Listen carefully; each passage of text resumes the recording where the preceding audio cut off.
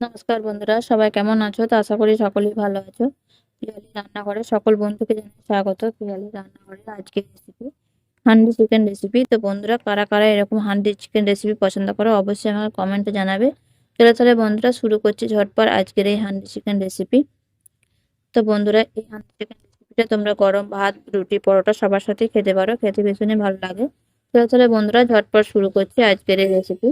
তো বন্ধুরা, প্রথমে এখানে আমি হাঁড়ির মধ্যে এখানে আমি তেল দিয়ে দিচ্ছি। তেল দিয়ে হাঁড়িটাকে আমি এবার সর্ষের তেল 2 থেকে 3 চামচ মতো দিয়ে দিয়েছি। হাঁড়িটার গরম হয়, আমি এটাকে ভালো করে তেলটা লাগিয়ে দিচ্ছি ঘুরিয়ে ঘুরিয়ে। এদিকে আমি ততক্ষণ হাঁড়িটাকে গ্যাসের মধ্যে বসিয়ে দিচ্ছি হালকা গরম হওয়ার জন্য। এদিকে আমি ততক্ষণ চিকেনটাকে ম্যারিনেট করে নিচ্ছি। এখানে আমি প্রথমে আধা কিলোর মতো চিকেন আমি এখানে নিয়েছি। এবার আমি চিকেনের মধ্যে পরিমাণ মতো নুন, হলুদ আর আমি এখানে সর্ষের তেল আমি এখানে ম্যারিনেট করে নেবো। প্রথমে এখানে আমি 2 চামচ মতো সর্ষের তেল এখানে আমি দিয়ে দিয়েছি। এবার আমি এর মধ্যে দিয়ে দিচ্ছি পরিমাণ মতো নুন। দেখো বন্ধুরা, এবার আমি এর মধ্যে দিয়ে দিচ্ছি 1/2 চামচ মতো হলুদ গুঁড়ো আর আমি এখানে দিয়ে দিচ্ছি 1/2 চামচ মতো লঙ্কা গুঁড়ো। এবার আমি এর মধ্যে দিয়ে দিচ্ছি টক দই 1 চামচ মতো, বড় চামচে। তো দেখো বন্ধুরা, এদিকে আমার তেলটা গরম হয়ে গেছে। এবার আমি এর মধ্যে পেঁয়াজ দিয়ে দেবো।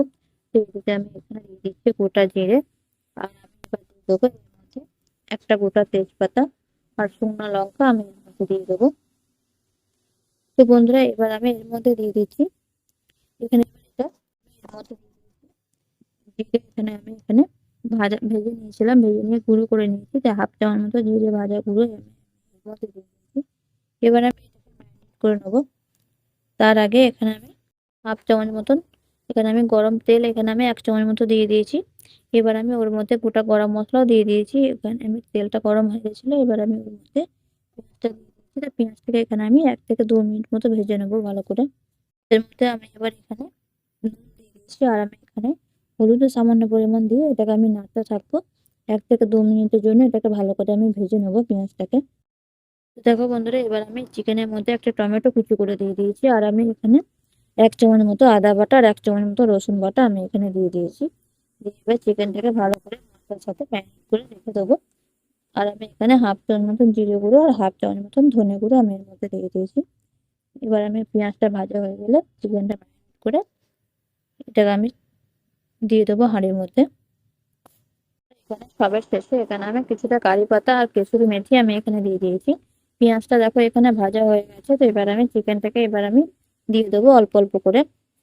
তো বন্ধুরা, এখানে চিকেনটাকে এবার আমি এখানে দিয়ে দিচ্ছি।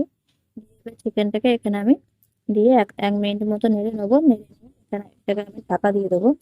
তো বন্ধুরা, চিকেনটাকে দিয়ে আমি এখানে ঢাকা দিয়ে দিয়েছিলাম। তো ঢাকা খুলে এখানে আমি কিছুটা ধনেপাতা কুচি ছড়িয়ে দিচ্ছি উপর থেকে। দিয়ে এটাকে আমি আবারও ঢাকা দিয়ে দেবো 10 থেকে 15 মিনিটের জন্য। এটাকে আবার আমি হতে দেবো। হতে দিয়ে 15 থেকে 20 মিনিট পর ঢাকা খুলে আমি তোমাদের দেখাচ্ছি।